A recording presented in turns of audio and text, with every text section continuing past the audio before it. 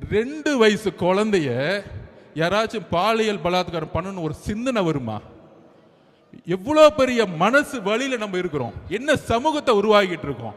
அதை செஞ்சது திமுக காரன்னு சொல்லி உக்காந்துட்டு இருக்காங்க. அக்கா கனிமொழி அக்கா இன்னும் வீட்டை விட்டு வெளியே வரல அது பிரச்சனை கேட்கறதுக்கு. அதுக்கப்புறம் உதயநிதி அவர்கள் வரல, முதலமைச்சர் ஸ்டாலின் அவர்கள் அது பத்தியே பேசல. 2 வயசு குழந்தை பிரச்சனை முடியறதுக்குள்ள அடுத்தது மதுராந்தகத்துல, அடுத்த தூத்துக்குடியில தன்னுடைய வீட்டுல கழிவறை இல்லையா? இதுதான் தமிழ்நாடு முன்னேறிய மாநிலமா? இதுதான் திராவிட 2.0வா?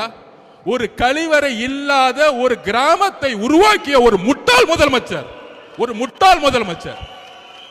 இதுக்கு மேல சொல்றதுக்கு கோபமான வார்த்தைகள் எனக்கு இல்ல கிடையாது. இதுக்கு மேல ஒரு முதலமைச்சர் இதை பத்தி பேச கொடுக்க வாய் வரலன்னா ஒரு பெண் குழந்தையை பெற்று வச்சிருக்காரு.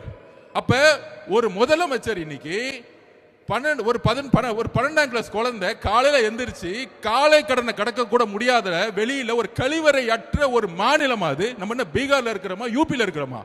கழிவறையே இல்லாத ஒரு மாவட்டமும் கழிவறை இல்லாத கிராமங்கள் எத்தனை இருக்குன்னு முதலமைச்சருக்கு தெரியுதா இல்லையான்னு தெரியல. அப்ப கழிவறைக்கு போகாம, கழிவறைய வீட்டுல போகாம காட்டுல போகும்போது இங்க ஒரு ரேப் ஆகி வெட்டப்பட்டு நீங்க ஹாஸ்பிட்டல் உட்கார்ந்துட்டு இருக்காங்க. இதுவா தமிழ்நாடு? இதுவா பெண் பாதுகாப்பு?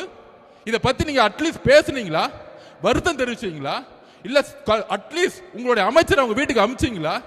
ஒண்ணுமே கிடையாது. எல்லா செய்தி நிறுவனங்களும் வாங்கப்பட்டிருச்சு. அதை பத்தி பேசவே கூடாது, விவாதம் பண்ணக்கூடாது. ஒரு ரேப்பாச்சு டெல்லியில ஒட்டுமொத்த இந்தியாவும் கூத்துச்சு. ஆனா தமிழ்நாட்டில் இருக்கவங்க இதை பத்தி பேசவே மாட்டாங்களே. என்ன பண்ணிட்டு இருக்காங்க? கூட்டணி மதிமுகவுடன் 3 கூட்டணி சைன் ஆயிருச்சு. இதான் முதலமைச்சர் அன்னைக்கு ரேப் நடந்து அங்க வந்து வெட்டப்பட்டு இருக்காங்க, இங்க கூட்டணி பேசிட்டு இருக்காங்க.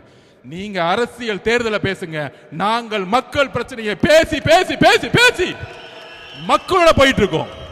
நீ 22 கட்சி கூட்டணி உருவாக்கு, 32 கூட்டணி உருவாக்கு. ஆனா கூட்டணி கட்சி தலைவர் எல்லாம் கையை கட்டிக்கிட்டு மக்கள் பிரச்சனை பேசாம அமைதியா இருக்காங்க பாத்தியா? அங்கேயே அந்த எல்லா கட்சி தோழர்களும் தோத்துட்டாங்க. நீ 32 கட்சி வச்சுக்கோ, 42 கட்சி வச்சுக்கோங்க, தேர்தல் அரசியல் வெற்றி பெறவே முடியாது.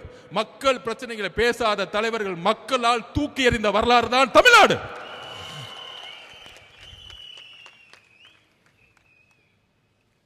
அதுக்கப்புறம்